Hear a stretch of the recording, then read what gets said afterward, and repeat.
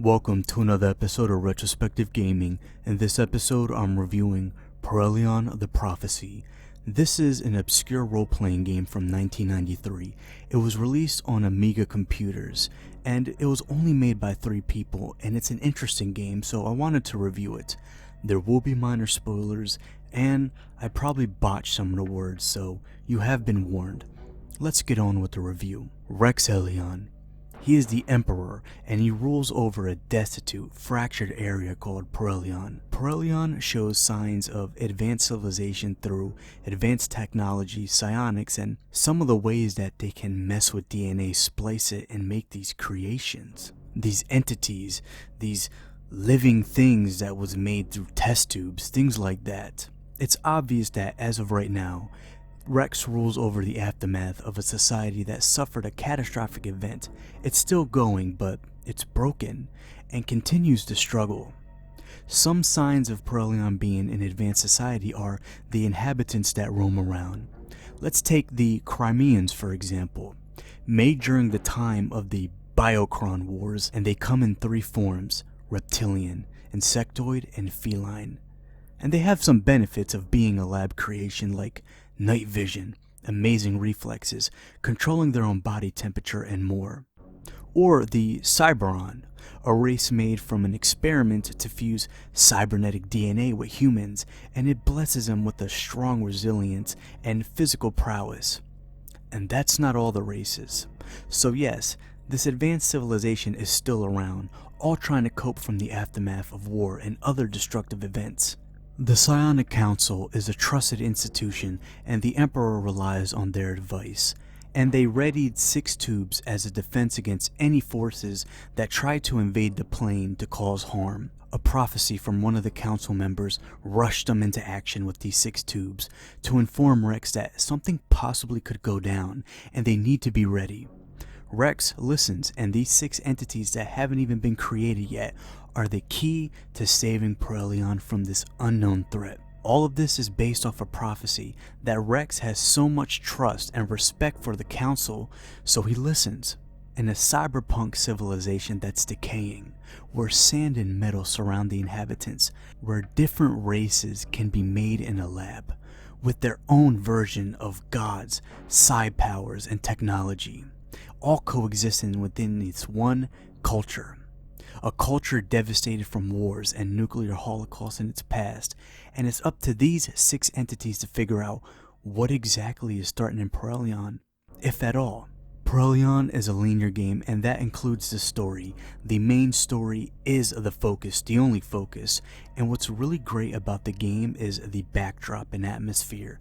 A world where gods, mutations, genetic splicing, fucking around with DNA, advanced engineering, and technology, they all coexist with these races like insectoids, cybernetic humanoids, and more. It's a fascinating world, and this game uses suspense very well. The story revolves around you finding clues and stringing them together like a detective. It follows the same mechanics from RPGs of that time. You have to memorize certain words as clues, put it where it needs to be to find out what's going on. But Perihelion packages it into its database. This is where you talk to people, you can read specific files, type in code words, and look at directories and other things. It's a nice little touch that fits into the cyberpunk theme, and I was absolutely engrossed in the story. I tried to find every little bit and piece of information about this world. And during my journey, I talked to surviving members of the Biocron Wars, and I saw the look on their faces of absolute just dread, nothingness, emptiness, no emotion at all. I read the hints that was left from the Emperor, tried to piece together the clue of what the hell do I gotta do and what's going on, and the trail that you have to follow, and how the game utilizes suspense. It really helps. Being alarmed at any corner you take. You might see that little beep in the bottom left, your organism detector, and you turn and you'll see a stranded woman, and they refuse to tell you why the fuck they're in the middle of the street with a baby. Or you might be traversing through a cave, wondering if you're gonna go the right way, and this grotesque, half a dead, bald gargoyle mixed with the imp looking motherfucker pops up right in your face, and that's how the UI is. There's no distance. It pops up 2 inches in front of you. It's the sense of urgency and paranoia about whether you're doomed or not, seeing the differences between the different entities living in a city compared to the people dwelling in the cave, and the descriptive writing really helps. Descriptive, vivid writing always paints a picture in your head and helps with the situation that goes on, especially with games from this time that didn't have the graphics that we see today. That's not a knock on the graphics. The art style and presentation definitely held its own when it was released in 1993. And not only that, I think it stood out, and it even holds up till this day. And I'll give you one example of the descriptive writing in the story that helps. And I quote, "The first thing you notice after a single moment about the keeper of this small and dusty store is that he's obviously one of the few remaining veterans of the Bio-Necron Wars. The cold, lifeless stare of his typical blood-red Bio-Necron eyes and the little tattoo on his pale gray skin makes it clear that he has been put under the torment and agony of a mental modification process after the so-called victory. Well, nobody deserves a life like this." End quote. One of my gripes with the story is how linear it is.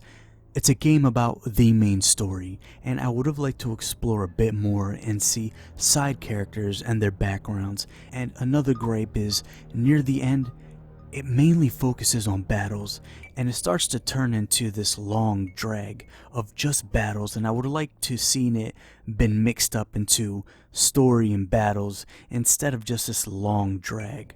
Despite my gripes, I really enjoyed the story. It's such a great setting and atmosphere, and the suspense really adds to the story.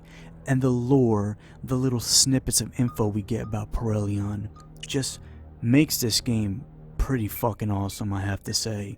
And while the story is not fan-fucking-tastic, it's definitely one that kept me invested and engrossed. And if you do play it, be sure to check out the manual. This game came out back in the days where the manual told you a lot about the background and lore, and there's a lot of great stuff in it, so be sure to check that out. But overall, I really like the story. If you're familiar with games like the Gold Box series and Dark Sun Shatterlands, then you'll have no problems getting used to the combat and its take on a rule set. You roam around in a first-person perspective just like the way you would in a dungeon crawler, but once you enter combat, it changes to a top-down view. You see all your characters and it's turn-based.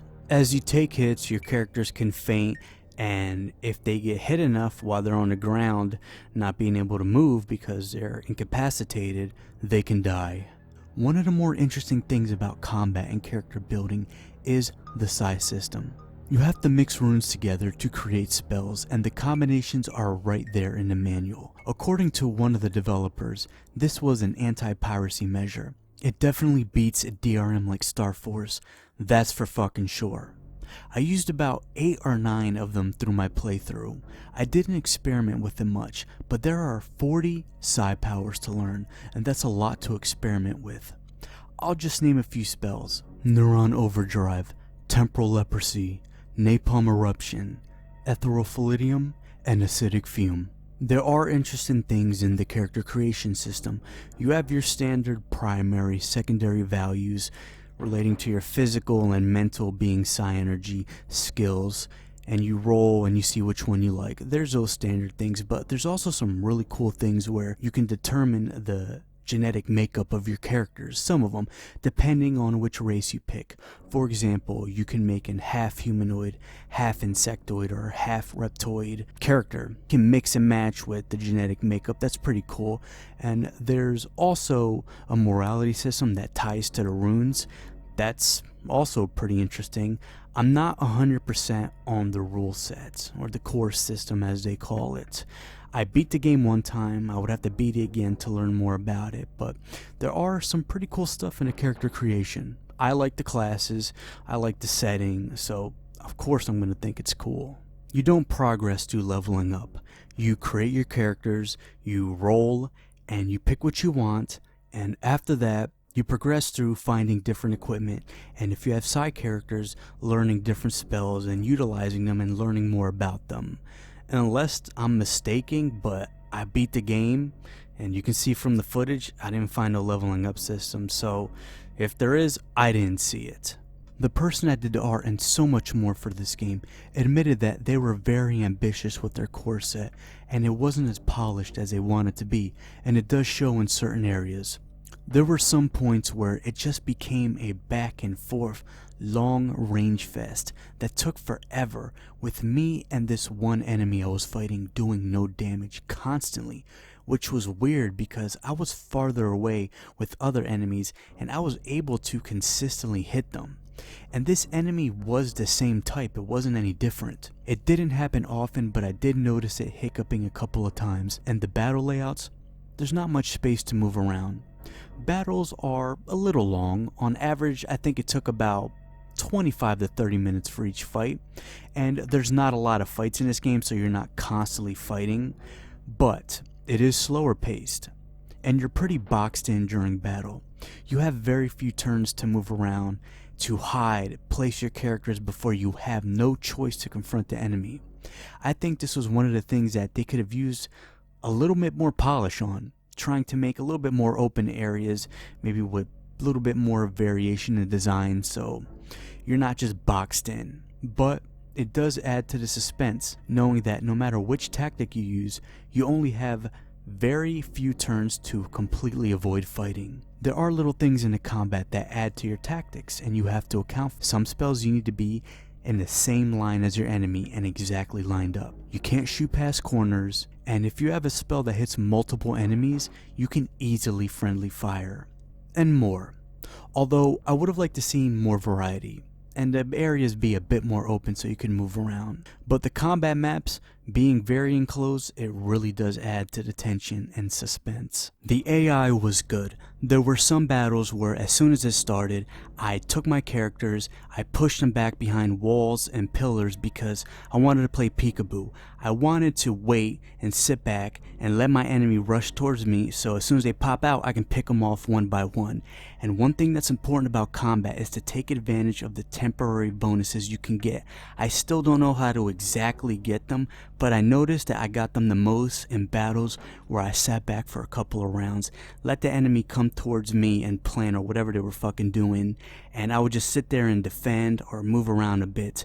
And as soon as I moved up or something, I got like a temporary speed bonus, or during some fights when I was just fighting an enemy, I got a temporary perception bonus. I still don't know exactly what you have to do to get them, but take advantage of the ones that you can get. The enemy AI, some of them were stupid. They would sit there and shoot you instead of using their psi spells that would do a hell of a lot more damage, and I was able to get out of some of these fights alive and not have to restart because the enemy had me on the ropes, and instead of using that psi spell that would have took me off, they just shot me and missed, so that let me get another turn to kill them. But there's some enemies during these battles that are very smart. They will sit back no matter what you do and they will wait for you to rush them so they can try picking you off. Or in this one battle, I tried to put all of my characters in this one corner so this mini boss can just pop out the corner, roll around, and run into an ambush, but he wasn't buying it. He just moved up and down and would not budge until I got out and popped out in the open. There were some good moments, and overall, wasn't bad at all. The sound and art design are so well done, it immediately drew me in. As soon as you see your characters, you're dropped into the world map. This metallic desert, a wasteland of sand, machinery, advanced technology, and different types of gods. It's a symbol of a society that's definitely taken a lot of steps forward, but took a lot of steps back in the process. I guess that's the duality of mankind. No matter how far we get into the future, you'll always take X amount of steps back no matter what. Duality of mankind, I think that's the right saying. I don't know, I'm not a fucking poet laureate. Anyway, you see the outlines of a cave, city, mountains, and more.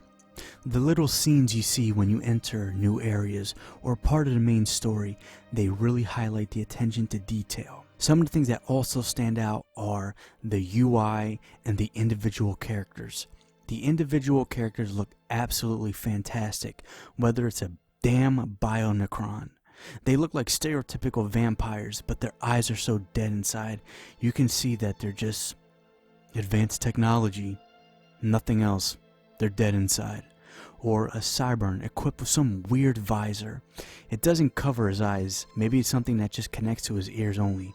Or you see a guard with cybernetic armor. When you see these entities that you talk to face, that's where you can really see up close the attention to detail. That's one of the ways. When you go into the UI, you see the amount of detail in the psi runes when you have to, the psi systems when you make runes, when the items you pick up and you have to go through, and the background of the UI. For example, when you're in your inventory and you have to see this little design that goes in the middle of your equipped stuff and stuff that you pick up. The art in this game is top fucking notch, and the sound complements it. The soundtrack knows when to pick up during certain parts or interactions, and when to go back down and blend in, mellow out, and stay ambient. That's a very important thing, how you use your music and where to place it. And this soundtrack does a great job of doing that. It's not overly loud or quiet. It does a mixture of both very well.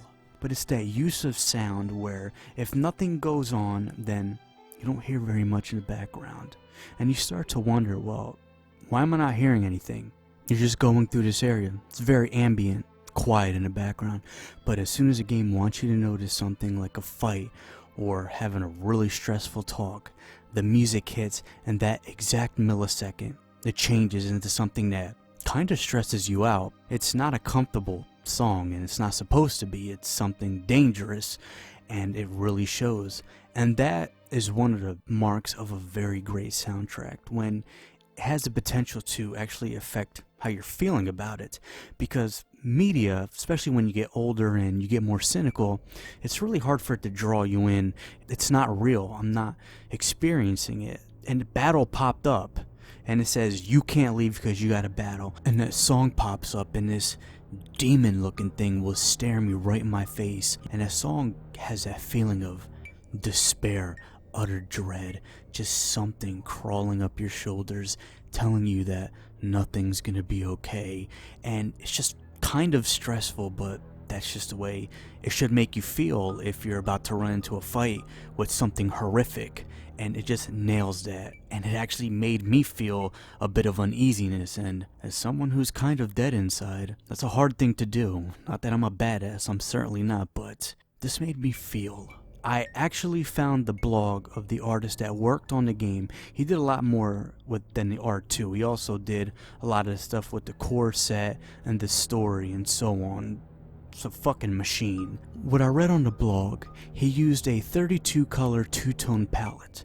People that know about art and program will understand that, but to me, it just means that there are a lot of grays and oranges, and it works. It's not a bad thing. For this type of atmosphere with the cyberpunk setting and how they used this technology that was at the time in the early 90s, they definitely pushed the hardware to the limit. And I prefer the game to look like this, and they didn't just make the limited amount of colors work. I actually prefer it this way. So they took that and made it their own with this game, that I don't see it using anything else. If someone made a mod or they made something else where they tried to make it a little bit more colorful, not for this game. It definitely worked for this, and that's another reason why the art direction is absolutely fan-fucking-tastic. Whoever did the art and all the other stuff, if you're hearing this, you did a wonderful job with this game. Overall, I do recommend Perihelion. It's a gem of a game. It's fucking underrated. I heard that it was placed on the top of some Amiga list back in the day of best RPG or games or something. I don't know. I think it was RPGs, but it's definitely not talked about enough. Maybe it's fresh to me because I don't play many games with a cyberpunk setting, but even from the ones I did see, I do love the art style of this one. It just looks so goddamn cool, and it's a fun game. It's not a long one, so don't expect to put about 30 or 40 hours into it. No, you can easily beat this within 8 hours. So it's on the shorter side, but it's a role-playing game that's definitely worth checking out. I recommend it. Yeah, there are some problems with the combat. It wasn't as polished as it should be, and there could have been more customization with the characters. Like, for example, leveling up and a little bit more intricacy with that. But even with the flaws, it's a wonderful experience. And if you're using an emulator for the Amiga, it was actually easier to use for me than DOSBox. So for people that might be turned off because you got to use an Amiga emulator, it seems like it's pretty easy. So if you know how to use DOSBox, you definitely know how to emulate this. Thanks for watching. If you want to leave a comment, go ahead. You know how to get into contact with me. Thank you for sticking around, and we got a hell of a lot more stuff to do. I ain't going nowhere. Have a great day.